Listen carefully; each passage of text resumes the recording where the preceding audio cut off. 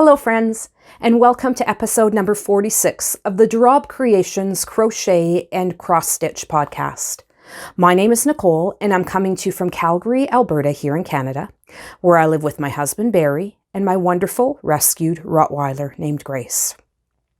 Want to take this opportunity to say hello to all of the new subscribers. Thank you so much for taking the time to hit that like button and come and join us here on a weekly basis at the Rabe Creations channel. For all of my returning subscribers who have been around for a while, hi guys, good to see you again. And to anybody who happens to just be stumbling on in, thank you for taking the time to see if this is something you'll enjoy. So I do have to start out on a rather serious note. Trying not to smile, trying to be serious. And let you all know that this is the last Rabe Creations Crochet and Cross Stitch podcast. But don't worry, I'm not going anywhere. But I have your attention now, don't I? I have decided that going forward, I will be splitting the podcast episodes into the crochet content, which is what we've been doing from the beginning, and I will be doing separate floss tubes. They will all still be on this channel. They will just be labeled differently. So going forward, every 2 weeks, I will visit with you. Well, every week. Let me explain. So starting next Thursday, which will be February 27th, I will be recording a floss tube episode. In fact, it will be floss tube episode number 1. Why am I doing that? I wanted to introduce the crochet or the cross stitch in with the crochet, and I think it was quite successful. I think I maybe have shown a few people who have never done cross stitch before that this is something that might be of interest to them. But I suspect that if I was just putting out floss tube episodes, that a lot of the people who now may watch wouldn't have watched before. So I wanted to introduce you guys to the concept first. I want to be able to have them out there as floss tube episodes to bring in more cross stitchers from across the YouTube universe. So that's why I'm separating things out and why I introduced them together. So starting, as I said, on the 27th, I'll be doing a floss tube episode. Then on March the 5th, I believe, so the following Thursday, I'll do a crochet episode. Then I'll switch back to cross stitch the following Thursday and crochet the next Thursday. And we'll continue in that fashion until things change again. Right now, as those of you who have been watching for a while will know, I am currently staying at home as I had to do a career shift due to my physical disability. I am awaiting a knee replacement surgery, and I was no longer able to do the physical aspects of my previous work life, my previous job in retail sales. So I am currently attempting to break into the world of the 9-to-5 office employee, and it's proving to be a little more difficult. It's not exactly a good market right now to be looking for a job here in Calgary. We had major layoffs over the past couple of years. We are an oil and gas supported city. Now, whether or not you support oil and gas is neither here nor there with this podcast, because this is not a political podcast, but it did mean that the city itself has been feeling the effects of the slowdown in the oil industry. So yeah, that's sort of why I'm able right now to record once a week. Now, I don't want to be recording twice a week, so doing a floss tube and a crochet episode every week. I know myself, I won't stick to that. It'll burn me out way too fast.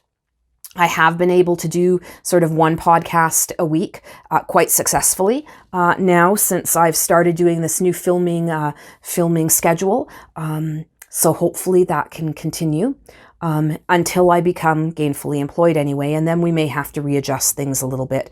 Not necessarily the one a week, because I think I could still work that into the weekends, but it would be shifted to the weekends instead of during the weekdays when I will be working. All right. All that said, giveaways, I will still be doing giveaways on the channel, but I'm going to slow those down as well. I wanted to really introduce the giveaways hot and heavy in February, and I did that with multiple giveaways every week. But the cost of postage, as you can imagine, is astronomical. So I am going to be slowing those down as well. I will still be doing giveaways. The first episode of every month, so the first cross stitch episode and the first crochet episode of every month, I will announce a giveaway. I will make the drawing for that giveaway in the second episode of the month, and then announce the next giveaway in the next episode. So every month we'll have 2 giveaways, one for cross stitch and one for crochet. And that should get things back a little more under control for my postage, especially considering that I am a small, non-monetized channel being run by somebody who is unemployed at the moment. So I have to do what I have to do. All right, this has been the longest intro in the history of Rabe Creations. So give me 2 seconds and we're going to get right into it. We're going to start out, as always, with some crochet. Be right back. So, crochet. What is going on in the crochet world? I hope you've all had plenty of opportunity to get out those hooks and create some wonderful, wonderful yarny goodness. I have been working quite hard on my crochet this week. A few things I'd like to talk to you about. Today is February 20th, and isn't that odd? It's 02202020. There's a lot of zeros and twos going on today. But it's a few days before my birthday, and it is also a few days before my next pattern release. So I am going to be releasing the my mittens, my mitten pattern that has been out with testers, and this is the Trochu mitten. It has been out with testers. I've been getting all of the great feedback from my testers, and I will be launching the new mittens on both my Etsy shop and in Ravelry on February the 24th, which is Monday. So this coming Monday, watch out for my new release of my pattern. And to celebrate not just the new pattern release, but my 50th birthday, I will be doing a 48-hour flash sale in my Etsy shop only, so it won't affect Ravelry. It will just affect the Etsy shop, where all of my patterns will be 50% off for 2 days. So for the 24th and the 25th, you can get any of my crochet or cross stitch patterns that are currently listed for 50% off for those 2 days only. So that will be the 24th and the 25th in celebration of my 50th birthday. 50 years old. I'm half a century old. But I'm going to be a grandma, so it's okay. All right, so let's continue with the crochet goodness. So, in the spirit of continuing to get ready for market, I have developed a new hat pattern. So last year's markets really did stress and bring home to me the importance of setting up my my market stalls as I would a retail space in any shopping mall. My background is in retail sales, so I'm really taking some of that experience and knowledge and making it be a part of what I'm doing with the setup of my booths in my craft markets. So I have picked my my themes for my craft markets going forward. My fall markets are the theme for my fall markets is going to be all things Hogwarts. So it's definitely going to have a Harry Potter theme, which I think works well with the Halloween aspect, and I'll be able to pull in just basic fall designs into that as well, but really concentrating on the Harry Potter fandom for my fall markets. And then winter markets, we've discussed already. It is going to be cabin cozy as my theme. So there will be specific colors and a specific style for the merchandise that I present. So it's very much about storytelling through merchandise. Now, last year, the hat patterns that I used were patterns that I had found and that I had purchased and used those patterns. And this year, just out of the blue, I came up with my own pattern. So I have posted this one on Instagram. So if you follow me on Instagram, you'll have already seen this. And this is potentially being called the Sundry Toque. And I'm using the word toque specifically as a Canadian word. So this is the Sundry Toque. It is worked in a super bulky weight yarn from Loops and Threads, and it is called Lush Alpaca. So it does have a bit of an alpaca content. It's 80% acrylic and 20% alpaca. It can still be washed in cold water, but then they suggest that it be laid flat to dry. Which is probably the best thing for the poms anyway, because they do have fully attached pom-poms. Now, I know there are people who are doing the poms so that they're just tied on, and that way they can be taken off for laundering. And I did attempt to do that actually with last year's markets, and I just didn't like how floppy the poms were. So this, to me, by sewing them in properly, it really gives a secure palm. You can't see where it's joining, and that's what I like. So this is my pattern that I have developed for that. And I am considering writing it up for release. Let me know if you think I should be writing this one up for release. It is specifically designed to work with a super bulky weight yarn to give that bulky look hat that seems to be very trendy right now. But still has some fun detailing with the raised stitches and whatnot. So this one, as I said, is done in Lush Alpaca, and the colorway on this one is maroon. That's what I have left from the ball. So I may still be able to make a headband. I also made one in gray, and that's what I have left of the gray. And finally, one in charcoal, and that's what I have left of the charcoal. I find it interesting that the different colors, although the hats are all very much the same size, the balls, even though they said they were the same weight, obviously weren't, because the amounts left over are definitely different from color to color. So keep that in mind.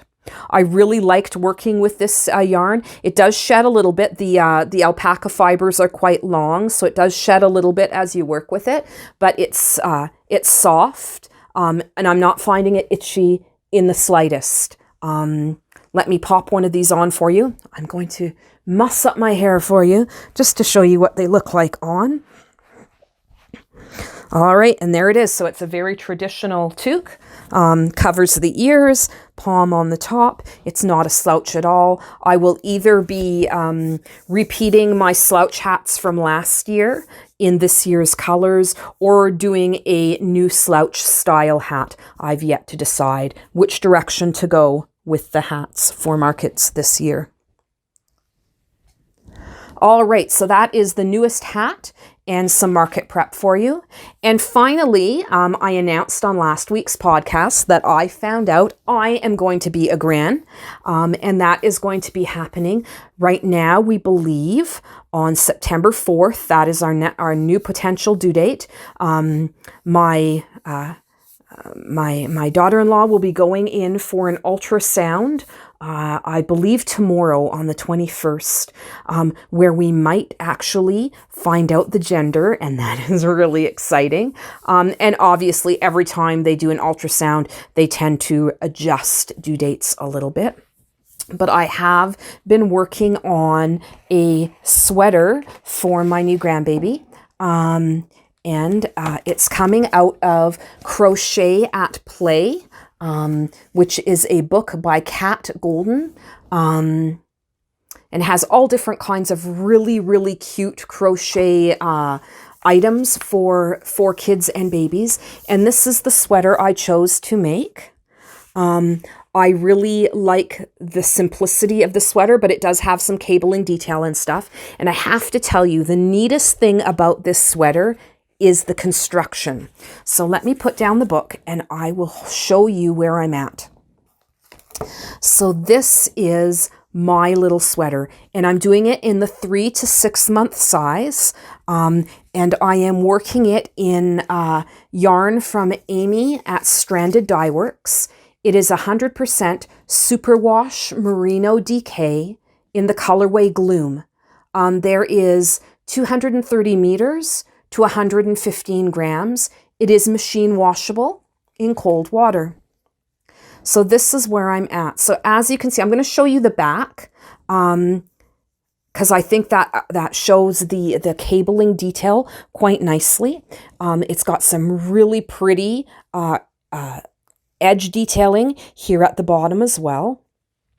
But what made this really unique for me from a construction standpoint is you work the band of cabling first, then you attach to the top of the band to work the decreases for the neck, and then you attach to the bottom of the band and work in rows to create the body of the sweater. I have never constructed a sweater that starts like that. I've done top downs, I've done bottom ups, but I've never done one that starts in the middle. So it's a very interesting construction. I am loving how this has turned out. The only thing I can say about the pattern that's not necessarily raving reviews comes from the yarn usage. And I've heard this about some of Kat Goldin's patterns in the past. So according to the pattern, I had enough yarn in a single skein to complete this sweater. And that is not the case. I needed to break into the second ball of my Gloom before I hit the banding of the bottom of the sweater. So the banding and both arms, and then the button band are all needing to be done in that second ball. I'm hoping to have enough yarn left to make some little matching booties to go with the sweater. But the pattern and I did get gauge. I actually did a gauge swatch. Thank you. Yes, I did a gauge swatch. And I got gauge because I really want this to fit nicely. But there is, even with gauge, the yarn usage is way different than they said it was going to be in the pattern. But c'est la vie. Thank goodness I didn't try and make this out of one of the single skeins of DK weight yarn that I have and that I'm using, that I did plan ahead a little bit with caution and use something that I had 2 skeins of. So yay, that is what I have been working on for crochet in the past week. So I am very pleased with how much I've gotten done.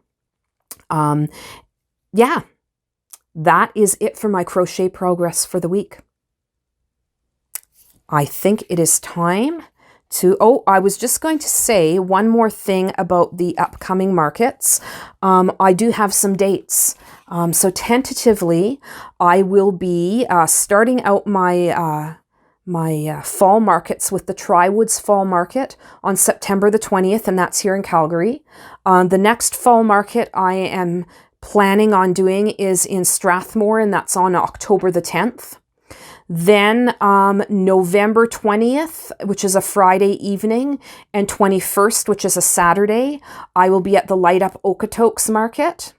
The following weekend, November 28th, I will be back in Strathmore for their Christmas market.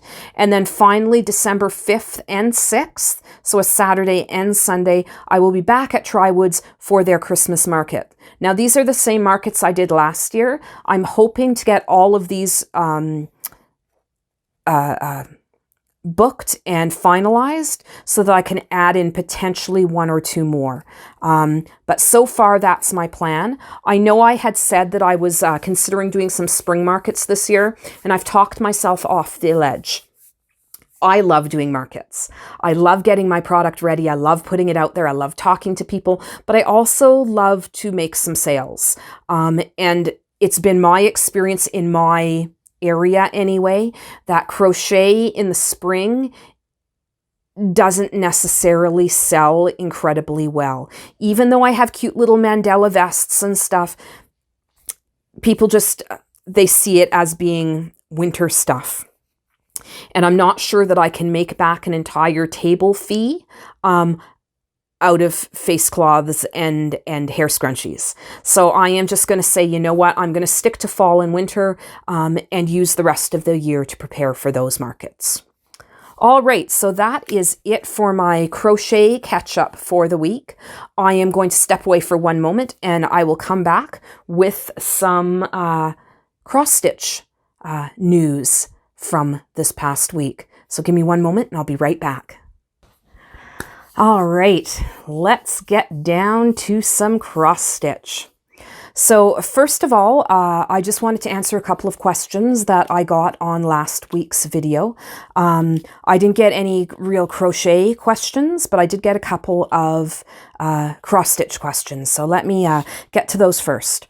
First of all, Alice asked if I would be doing separate, have I ever considered doing separate videos for cross stitch? And if you've watched from the beginning, you'll know that that is definitely what is going to occur. My thought process was to introduce the cross stitch to the crochet community and then separate them into the two. So yes, starting next week, I will be doing separate floss tubes from my crochet content. And Judy had a couple of questions. So Judy says, I am new at cross stitch. I see a lot of folks who do samplers seem to make their samplers look like I would imagine the age samplers would appear, with off-white fabric and muted colors. Am I off-road here? Not at all. There is definitely a lot of people who really enjoy doing samplers, especially reproduction samplers. So in that they're taking antique samplers and recharting them, or actually charting them and releasing them, trying to keep as true as possible to the original stitching of the antique sampler. Those are the reproductions. But there's also a really big movement within the cross-stitch community that deals with prim, so primitive style. And that too has that muted feel that I understand exactly what you're saying, Judy, that muted feel in the muted colors. I personally really like that aesthetic. I am definitely a vintage gal, although I do mix in non-vintage as well. But I do understand what you're saying, and no, you are not off course there. So do folks adopt them with brighter colors? Absolutely. Doing color conversions on charts is definitely a thing, and you can do that on any chart. A lot of people will brighten up charts or change the colors to suit their own decor, or even mute down colors. If you get a chart that's really bright and vibrant and very modern in its coloring and that doesn't fit in with your decor, there's nothing to stop you from recharting that in colors that will work for you. She also asks, does substantially changing the, does substantially changing the colors significantly breach some ethical rule with the designer? Not at all. In fact, some designers will give you the color conversions themselves. They will look to, but not just converting, you know, like to like colors. So, you know, fancy floss, which is the more expensive types of floss, and DMC, which is the more affordable types of floss. A lot of designers will give you both listings, but yeah, color conversions are out there as well. And she's asking, what sites for charts would I suggest for a newbie that is not taken with the archaic, but loves the whimsical, magical, animalistic, literary quotes and a bit more color, please. So what I suggested that Judy do is, and what I'd suggest to all of you who are interested in starting out with some cross stitch, is go to a site like 123 Stitch. Search the site Cross Stitch by Designer, and you will be able to look at all different kinds of designers and what they offer. Now, there are some who definitely have a more modern approach to their color palettes and their styles. Tiny Modernist, I can think off the top of my head, is one of those who does that, as well as oh my goodness.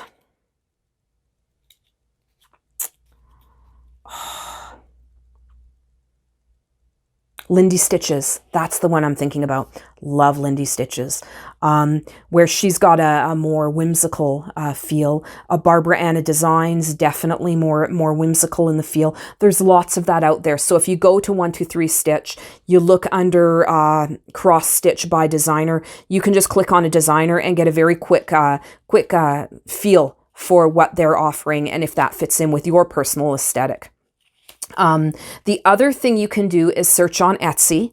One of the Etsy stores that I would recommend taking a look at is called Wistful Bird. They do a lot of very beginner appropriate, bright, colorful charts. And you can order full-on kits from them. So if you don't have a whole bunch of supplies already and you'd like to try, not necessarily invest in a whole bunch of stuff, you just want to try one, Wistful Bird, I'll link them down below, do some great little kits as well that are perfect for the beginner. So those are some places that you can definitely start in your search for the perfect cross stitch piece for you. So moving on, what did I work on this week? Thank you for those questions, by the way. I love answering the questions. And if I don't know the answer to something, I will figure it out for you. I will do some research and figure it out for you. So what have I been working on this week? Well, let me start out with my pattern that I am just about finished with now. So this is Wish Upon a Snowflake, and it is my own pattern. I am stitching this on 18 count hand-dyed Aida, and I hand-dyed this myself as well. And this is nearly complete. So last week I did put, oh, I always forget to get something to put in behind. Here, let me do this. Last week I did put in, what did I say here? 613 stitches onto this piece. And it would have been even more, but I'm not counting the snowflake, the white snowflake that I put in, completely put in, and then realized it was in the wrong spot and had to frog it all out and start over again. But we won't talk about that because I was very angry. But here it is. So you can see that the little crow is now perched beautifully on his sparkly heart, that we have 2 of the darker snowflakes, 4 of the light blue snowflakes, 3 of the white snowflakes. There is still a dark snowflake, a white snowflake, and a small blue snowflake to add in, and it will be complete. So once it's complete, I will do a full finish on this piece, get all of the photography done, and I hope to be releasing this for purchase on my Etsy shop as of March the 1st. So that's Wish Upon a Snowflake, and it should be releasing March the 1st. I am really pleased with this one. I really like how the snowflakes are working on this fabric. Now they do blend a little bit, but I kind of like that. It does remind me of snowfall at night. If you're lucky, I'm going to say lucky enough, raise my eyebrows. If you're lucky enough to live in an area of the world like I do, where we do get a lot of snow, winter snowfalls are really interesting to see because it's not like this, all of this white snow standing out starkly against a dark background. It blends in, and your darker snowflakes are further away, and this really does remind me of snow falling at night. And that's Wish Upon a Snowflake, coming soon to an Etsy shop near you. All right, so the other piece that I've been working on, I wasn't necessarily a monogamous stitcher this week because I did work on 2 pieces, but I've only worked on 2 pieces, so I put quite a few stitches into 2 pieces. Now, the reason for that, I am trying to get my Wish Upon a Snowflake completed, oh my goodness, completed so that I can fully finish it and get it ready for release. And then in the School of Magical Stitches, which I'm a part of, I am in the Wilderness Lodge. And the homework that we're working on this week is to put 1,000 stitches into 1 piece. So I chose, and I don't have a cover photo to show of this, and I do apologize. It is a PDF download, so I purchased it off of Etsy. The company that I purchased it from is called Pyro Dog Pins. I believe they're out of the UK. The designer's name is Emily Morris, and the chart is just called B. And this is where I am at with that. I am really happy with how this is turning out. Definitely like the subtleness of the color changes in the wing. The body is coming along wonderfully. He's got his legs coming in now, or her, it could be a her. The body, the striping of the yellow and the black and the variants in colors. Not tons of confetti in the body, quite a bit in the wing. But I'm really liking how this is turning in. So far, I have done 870 stitches on this piece this week, and I have the rest of the week. So we've got until Sunday night to complete our homework. So I should definitely have this complete and more time to work back up onto the snowflakes again. So that's how that's coming along. There's still a lot of stitching to do. I've got the whole other wing, another leg, the bottom of the bee, the top of the bee, his feelers up here. So there's still quite a bit to do, but yeah, putting in that many stitches on a piece, it definitely moves it along visually very quickly. So that is Bee by Emily Morris, who is from Pyro Dog Pins. And that, as I said, is an Etsy that I will link down below. So other big things going on in the cross-stitch world right now. Of course, we know that Market is coming up. Now, what is Market? Once a year in the U.S., in Nashville, they do a market where the wholesalers and the distributors get together and stock their shops. So a lot of cross-stitch designers wait until Market to do some market releases and whatnot, sort of building up the excitement around Market. It is not open to the public. It is something that is just for wholesalers. So for designers and shops to get together and be able to support each other. A lot of floss tubers have been doing their market previews, the designers that do floss tube. And I have to say, so far, hands down, my absolute favorite is a Lindystitches design called Mary Mary Needleworker. It is an amazing chart. And what I love about it is that she's offered it up in 2 different colorways. So you can stitch it one way, which is sort of a day scene, or she has given the color conversions. We were talking about color conversions before. She's given the color conversions to do it as a night scene. And I love the night garden scene. It is absolutely amazing and will be in my collection. I promise you.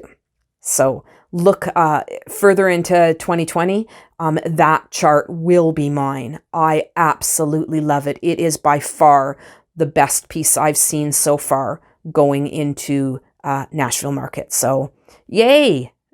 It's beautiful. I'm going to link Lindystitches channel down below. If you get the opportunity to and you haven't yet, go check out her video for her market releases. It is absolutely hysterical. Even my dog was watching. Even Grace was watching this video. She thought it was great. Especially when the cat comes on. Oh my goodness. So a little bit of haul that I can show you from a cross stitch perspective. Michelle Bendy Stitchy did a bit of a destash a couple of months ago, or a month and a half ago or so, and I was able to pick up some charts from her destash, and I'll show those to you now. I will potentially be taking some pictures and putting them in at the end of this video. And once I start separating my floss tube from my crochet videos, I'll be doing a lot more of that for both. Yes. So starting out, I did get Snowbound by Bent Creek. The reason why I think I'm going to take some pictures and show them to you, my camera, I record on a DSLR camera, and it doesn't do a great job of focusing in the moment. If I put it on autofocus, it goes in and out and in and out and in, and it drives me nuts. I hate listening to it and I hate watching it, and I just can't do that to you. So it's a flat focus, so it'll only focus at a distance. I can't hold things up to the camera or they get blurry, but I will take some pictures and insert them at the end so that you can see a little bit more detail. So this is a quick little stitch. It is a 37 by 37, so it's not a big one. It will be a cute little ornament, but doesn't necessarily have to be for Christmas. It's very much just a winter scene. I also picked up a La-Di-Da chart called Mare's Oats. If you are familiar, it's an old song that goes, Mare's Oats and Dozy Oats and Lambsy Divey, a kiddly ivy too, wouldn't you?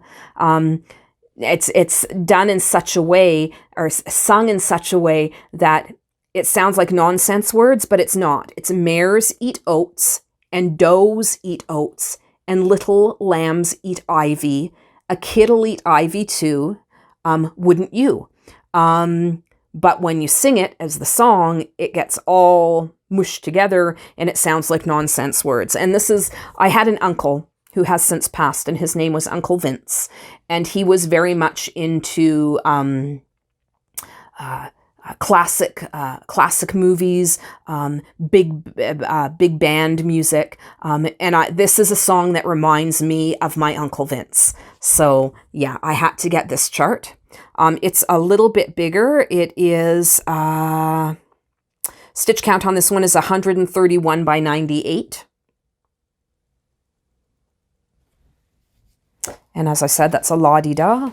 And finally, now this destash happened before I found out I was going to be a gran. And until that point, when it came to Christmas and whatnot, I just spoiled my dog. So I got this Erica Michaels chart. It is called Happy Christmas Dreams, and it is a stocking, but it's a stocking for a dog. So yes, my dog will be getting her own cross-stitch stocking, but my grandchild probably will be getting one as well. So this is Erica Michaels, as I said. It's hard to really give you the stitch count. Oh, there it is, 85 by 129. But it's done almost like a sampler. It looks like a sampler, and I think it's really cute. It says on it, the dog's name would go at the top, and then it says, biscuits, bones, balls, barking and running after critters, naps and pats and rubs, happy Christmas dreams. And I think it's really, really cute. So, of course, that will not say Nellie, it will say Grace. And all of those other things definitely apply. So, for next holiday, I hope to have Grace's stocking, and potentially my grandbaby will have a stocking too. Have to find out if it's a grandbaby girl or a grandbaby boy, so I can pick a design.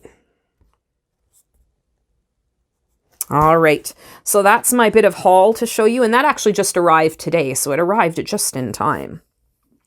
So that's about all I've got for you from a cross-stitch perspective. One of the things I think will be nice about splitting these is I'll be able to do a little bit longer with the crochet, a little bit longer with the cross-stitch, and get into things just a little bit more in depth.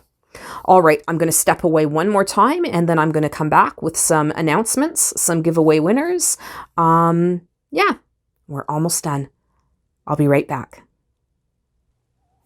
Welcome back to the giveaway section of the video. So last week I announced a couple of giveaways that I would be drawing for on today's podcast. And I have made those draws, and I will show you who's winning. So starting out with this little book of amigurumi. It is a ladybird beetle and her friend the aphid. Can see much better on the back side here. They are crochet patterns by Lydia Tresselt. Very cute. I really like this idea. It does give you the full instructions to make the ladybird beetle as well as her aphid friend. And the winner of this booklet is Ricola, aka Crystal Crochet and Stuff. Crystal. Congratulations, Crystal. Yay! And I don't think you even need to send me your address because I'm pretty sure I already have it. If not, I'll shoot you an email and let you know, or I'll shoot you an email and let you know if I don't have it around, but I'm pretty sure I do. Alrighty, so congratulations, Crystal, on winning the amigurumi booklet. Yay, Crystal. And I also had up for grabs a little cross-stitch kit. This is a 2-in-1 bookmark and card kit. So you get everything you need to be able to create this as a bookmark or a card. It comes with the floss, the Ada, the envelope, the aperture card, everything you would need, even some little felt flowers to embellish with. And that is the Spring Florals 2-in-1 bookmark and card kit. Sorry, looking out the window, I have a little ledge here that I put seed on, and the birds always come and eat the seed beside me on the window. Anyway, sorry about that. Distracted. The winner of the cross-stitch kit is Melody. No last name on that, just Melody. Congratulations, Melody. Please, in order to claim your prize, contact me at the email address listed below and give me your mailing address, your snail mail address, and I will get that out in the post to you. Congratulations, Melody. Now, as for giveaways this week, there are none. And that's because with the next set of podcasts, there will be a couple of big ones.